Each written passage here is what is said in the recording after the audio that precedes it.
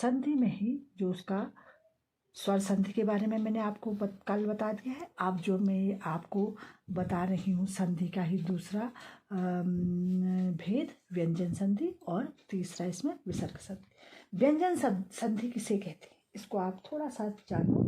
व्यंजन संधि, जब व्यंजनों का स्वर या व्यंजन वर्णों के साथ मिलकर कोई शब्द बनता है तो उसे व्यंजन संधि कहते हैं।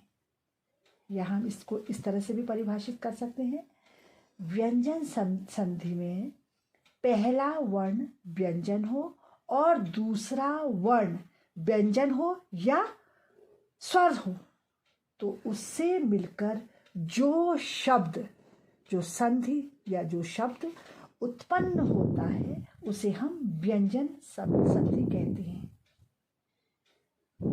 इसमें एक और इसकी विशेषता है कि इसमें हलंत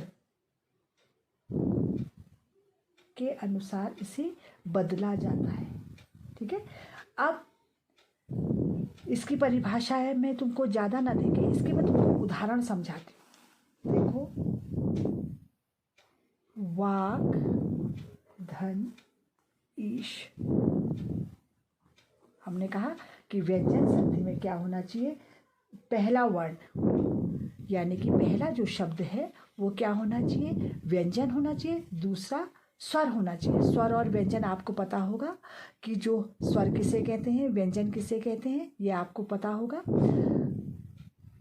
तो व्यंजन संधि की क्या विशेषता है, देखो इसमें पहले वो यानी कि हमारे व्यंजन क ख ग आप देखते हो, व्यंजन जो होते हैं उसमें वो का प्रयोग पहले है, और ईश यानी कि स्वर, अ आ ई जो हमारे स्वर हैं, ई का इसमें बाद में प्रयोग होता है। तो जैसे इसका अर्थ क्या हो, बागीश। अगला इसका एक शब्द और देखो, दिख, धन, गज, दिग्गज।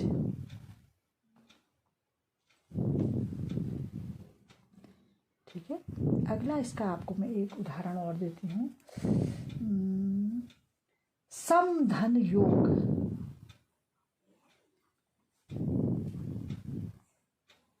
समधन योग क्या है, संयोग।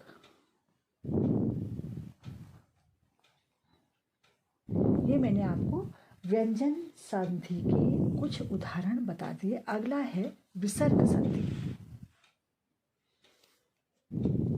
अगला जो है इसमें विसर्ग संधि। विसर्ग संधि की क्या परिभाषा है, इसको सुनो।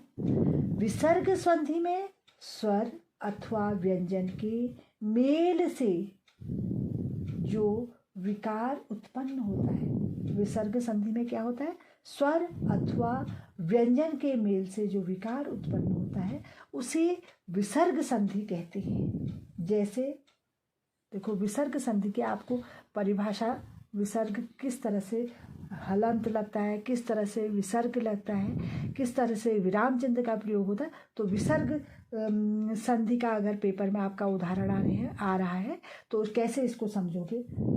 तप, हमने विसर्ग लगाया, धन, वन, तपोवन। अगला देखो, दुह, धन, कर्म, बराबर क्या हुआ, दुष्कर्म। फिर कौन सा शब्द बना, मनः, धन, योग, बराबर मनोयोग। विसर्ग संधि में इन विसर्गों से जो भी शब्द बनते हैं या इस तरह के आपके जो पेपर में विसर्ग लगे हुए शब्द आएंगे तो वो क्या कहलाते हैं, विसर्ग संधि कहलाते हैं। मैंने आपको पूरा संधि के बारे में बता दिया है।